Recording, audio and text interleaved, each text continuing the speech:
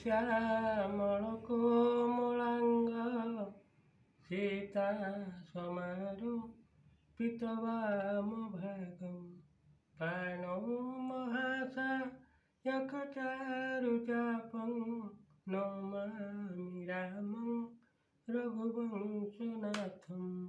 ଶ୍ରୀରାମ ଜୟ ରାମ ଶ୍ରୀରାମ ଜୟ ରାମ।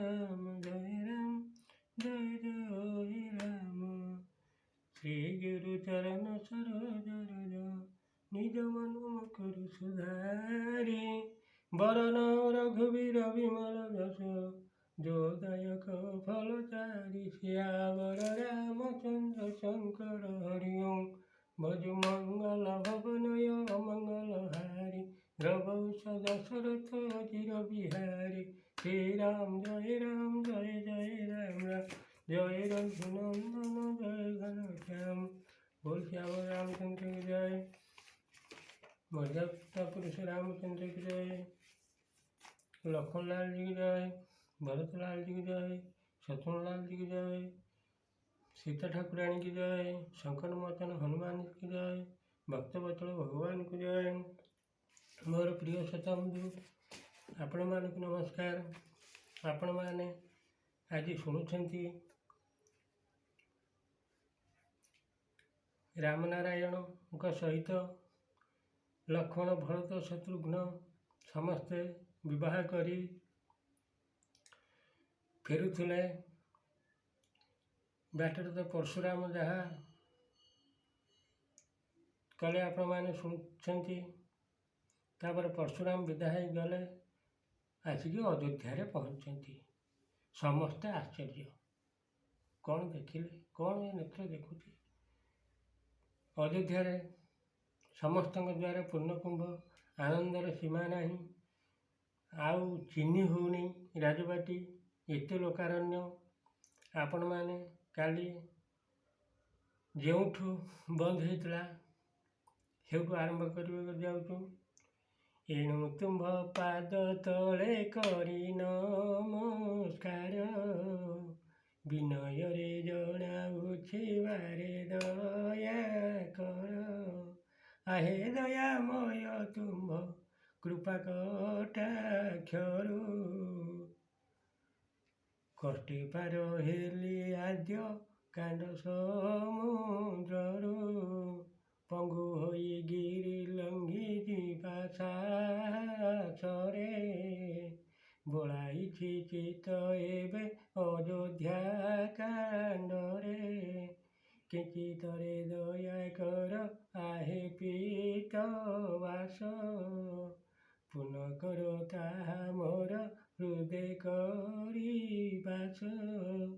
तुम्भ पाद बिना मोर नाही अन्य गति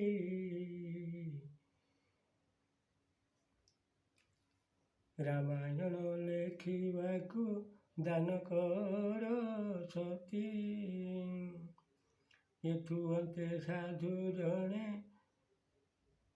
शुण चित रामायण चरित पुण्यमय गीत श्रवणे शुणिले सर्व पाप हेब लीन अनायासे प्राप्त हेब वैकुंठ भुवन। राम को विचार करी मनुष्य समाने नास्तिक पाषाण्डे न शुणन्ति कने खल लोकंकर रेणु अटे दुष्ट मती पर दोष पर निंदा खोजी बोलुछांती सेही भावे गत हुए तांकर जीवन कदाचित न मिलई विष्णु दर्शन। राम नाम महिमा जे अटे अगोचर जहाँ जपि वाल्मीक हेले मुनीश्वर से वाल्मीकि महामुनि बसी जोग बळे संस्कृत पदरे जहाँ ଲେଖିଛନ୍ତି ମେଳେ ଶ୍ରୀରାମଙ୍କ ସୁଦୟାରୁ ତାହା ମୁହିଁ ଗୀତେ ଭାଷା ପଦେ ଲେଖୁଅଛି ସାଧୁ ଜନ ହିତେ ଜାଣିବା ନେ ଜାଣେ ଅର୍ଥ କରିଛି ସାହସ କରିଛି ସାହସ ସୁପଣ୍ଡିତ ଜନେ ମୋର ନଘେନିବ ଦୋଷ। ମୋର ପ୍ରିୟ ଶ୍ରୋତା ବନ୍ଧୁ,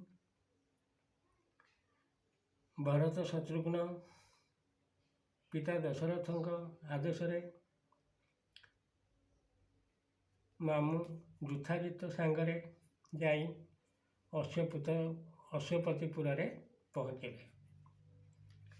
ବୃଦ୍ଧ ଅଜା ଦେଖି ବହୁତ ଖୁସି ହେଲେ। ଦୁଇନାଥଙ୍କ ଠାରୁ ସବୁ କୁଶଳ ବୁଝିଲେ। କେକବ ରାଜା ଦୁଇନାଥଙ୍କୁ ଘରେ ରଖି ଯତ୍ନରେ ପୁତ୍ର ଭଳି ପାଳୁଥାନ୍ତି।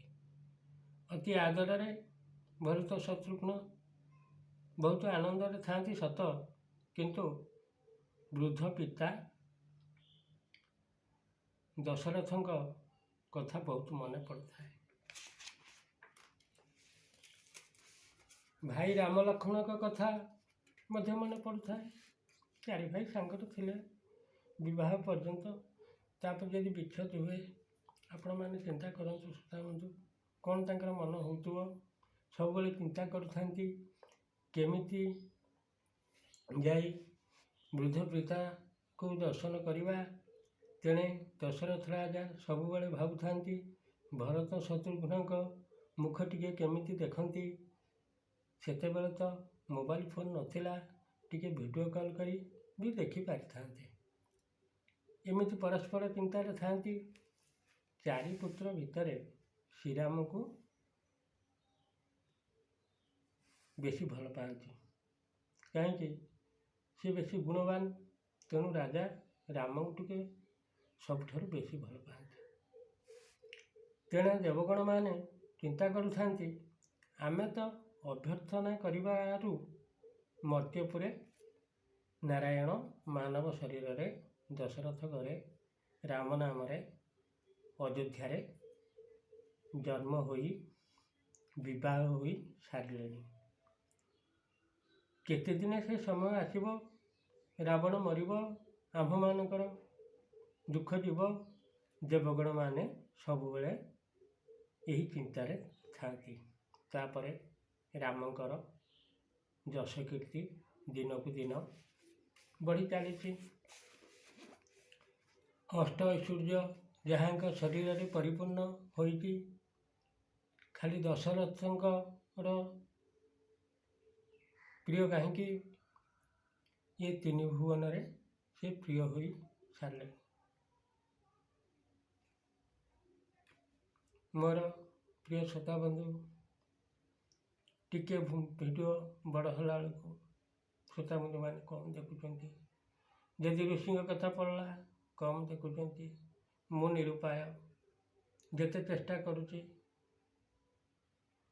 ଟିକେ କମ୍ ସମୟରେ ସାରିବାକୁ, ସିଏ ହଉ ହେଇଯାଉଛି। ମୋର କିଛି ଉପାୟ ନାହିଁ। ଏ ଦୋଷ ଆପଣ ମୋତେ କ୍ଷମା କରିବେ। ତାପରେ ଆଉ ଗୋଟିଏ କଥା, ବର୍ତ୍ତମାନ ଚାକଚକ୍ୟ ଦୁନିଆ, ବିଭିନ୍ନ ସାଜସଜ୍ଜା ଆଉ ବିଭିନ୍ନ ଅଳଙ୍କାର, ସେ ମିଛ ହଉ ସତ ହଉ ଚାକଚକ୍ୟରେ ଚାଲେନି, ଲୋକ ଟିକେ ବେଶୀ ଦେଖିବେ। ଇଏ ବାଲ୍ମୀକି ରାମାୟଣ କଥା କେଉଁଠି ମୁଁ ବି କେବେ ବହୁତ ପାରାୟଣକୁ ଯାଏ ଅବଶ୍ୟ, କିନ୍ତୁ ବାଲ୍ମୀକି ରାମାୟଣ କଥା ପ୍ରାୟ କେଉଁଠି ଶୁଣିବାକୁ ମିଳେ ନାହିଁ। ସବୁ ବେଶୀ ତୁଳସୀଦାସ ରାମାୟଣ କଥା, 17 ପ୍ରକାର ତ ରାମାୟଣ ଲେଖା ହୋଇଛନ୍ତି, ତା ଦେହରୁ ବେଶୀ ତୁଳସୀଦାସଙ୍କ ରାମାୟଣ କଥା ଲେଖା ହେଇଛି। ଯାହା ହଉ, ମୋର ଏତିକି ଇଚ୍ଛା ଥିଲା ଟିକେ ବାଲ୍ମୀକି ରାମାୟଣ ତ ପଢ଼ା ଚାଲିଛି, କିନ୍ତୁ ନିଜେ ପଢ଼ିବା, ନିଜେ ଲେଖିବା, ମୋର ପ୍ରିୟ ଶ୍ରୋତାବନ୍ଧୁମାନଙ୍କ ପାଖରେ ଟିକେ ପହଞ୍ଚାଇବା, ଏତିକି ମୋର ଜୀବନରେ ଅଫସୋସ ଥିଲା। ଯାହା ହଉ, ଯେତିକି ଦେଖନ୍ତୁ ନ ଦେଖନ୍ତୁ, ରାମ ନାମ ତ ସନ୍ଧ୍ୟା ସକାଳେ ଟିକେ ପାଟିରେ ବାଜୁଛି। ତେଣୁ ସେତିକିରେ ମୁଁ ଖୁସି। ଆପଣମାନଙ୍କୁ ଅନୁରୋଧ, ଇଏ ବାଲ୍ମୀକି ରାମାୟଣ, ଇଏ ଅରିଜିନାଲ ରାମାୟଣ। ସେଇଠୁ ଆଉ 16 ଜଣ ଲେଖିଲେ, ତାକୁ ଟିକେ ଏପାଖ କରିକି। ତେଣୁ ମୋର ଶ୍ରୋତା ବନ୍ଧୁମାନଙ୍କୁ ଏତିକି ଅନୁରୋଧ, ଇଏ କଥା ଦରଖଣ୍ଡିଆ କରିକି ଦେଖିବେ ନାହିଁ, ସମ୍ପୂର୍ଣ୍ଣ ଦେଖିବେ। ଭିଡ଼ିଓକୁ ଟିକେ ସବସ୍କ୍ରାଇବ୍ କରୁଥିବେ। ଏଥିରେ ରାମ ଜନ୍ମ ଠାରୁ ଲବକୁଶ ରାଜା ହେବା ପର୍ଯ୍ୟନ୍ତ ସବୁ ବିଷୟବସ୍ତୁ ତନ୍ନ ତନ୍ନ କରିକି ଅଛି। ଏଣୁ ଆପଣମାନେ ଦୟାପୂର୍ବକ ଦେଖନ୍ତୁ। ଏବେ ଆଉ ଋଷିମାନଙ୍କ କଥା ନାହିଁ। ଏବେ ରାମ ଆସିକି ପହଞ୍ଚିଲେ। ତାପରେ ଆୟୋଜନ ହେବ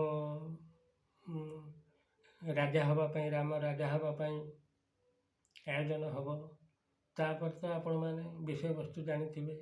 ଏଣିକି ସେଇ କଥା ଚାଲିବ। ଅଧିକରୁ ଅଧିକ ଦେଖନ୍ତୁ। ମୋର ଏତିକି କହି ନମସ୍କାର କରୁଛି ମୋର ଶ୍ରୋତା ବନ୍ଧୁମାନଙ୍କୁ। ସେଇ ରାମନାରାୟଣକୁ ନମସ୍କାର, ସେଇ ୟୁଟ୍ୟୁବ୍ କର୍ମକର୍ତ୍ତାମାନଙ୍କୁ ନମସ୍କାର, ଝଙ୍କଡ଼ବାସିନୀ ମା ଶାରଳାଙ୍କୁ ନମସ୍କାର। ମୋର ପ୍ରିୟ ଶ୍ରୋତା ବନ୍ଧୁମାନଙ୍କୁ ପୁନଶ୍ଚ ନମସ୍କାର କରି ବିଦାୟ ନେଉଛି।